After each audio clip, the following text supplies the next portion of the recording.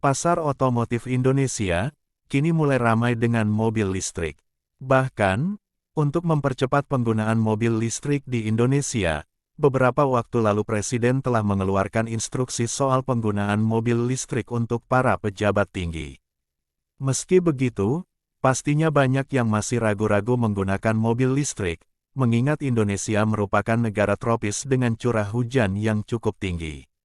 Dengan kondisi tersebut, pastinya menimbulkan kekhawatiran bagi pengguna mobil listrik di saat hujan deras dan ditambah dengan adanya petir.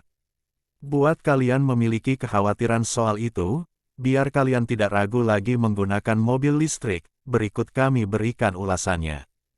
Dikutip dari laman Motoran Wales, dikatakan bila penggunaan mobil listrik pada saat hujan deras tidak menimbulkan masalah. Secara umum mobil listrik sudah dirancang untuk mengisi daya dan mengemudi dalam kondisi hujan deras. Namun yang menjadi catatan bagi pemilik mobil listrik adalah tetap berhati-hati dengan kondisi banjir. Bukan hanya mobil listrik, mobil berbahan bakar bensin juga memiliki potensi untuk mati bahkan rusak ketika terkena banjir yang cukup tinggi. Perusahaan perakit mobil listrik pasti akan mempertimbangkan dan melakukan uji coba terhadap semua kondisi apapun. Bukan hanya soal kondisi cuaca, perusahaan manufaktur mobil listrik juga harus memenuhi persyaratan keselamatan khusus oleh Badan yang Menaungi Keamanan Perlindungan Konsumen, termasuk juga adanya sengatan listrik.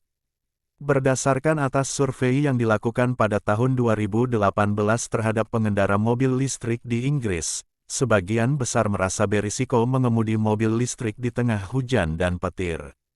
Anggapan para pengemudi tersebut adalah percampuran air dan listrik ditambah dengan serangan petir akan membuat mobil listrik akan menyimpan listrik yang bisa mengakibatkan korslet. Tidak seperti anggapan para pengemudi tersebut, mobil listrik dirancang untuk menghindari adanya penumpukan atau penerimaan listrik dari serangan petir. Jika petir menyambar mobil listrik, partikel listrik dari petir akan berpindah ke logam bodi kemudian ban, dan diteruskan ke tanah atau jalanan. Pada saat hujan, pengisian daya juga aman untuk dilakukan. Perusahaan manufaktur mobil listrik sudah merancang kelistrikan mobil tahan terhadap cuaca, termasuk juga hujan. Hal tersebut juga didukung oleh tempat pengisian daya yang sama-sama dirancang untuk tahan terhadap hujan.